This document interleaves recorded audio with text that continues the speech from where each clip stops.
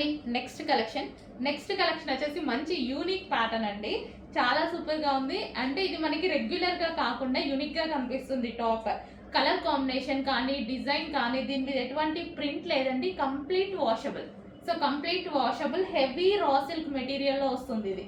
So మనకి hands వచ్చేసి 3/4 hands అయితే ఇచ్చారు. యోక్ పార్ట్ వచ్చేసి ఈ విధంగా ఉంది.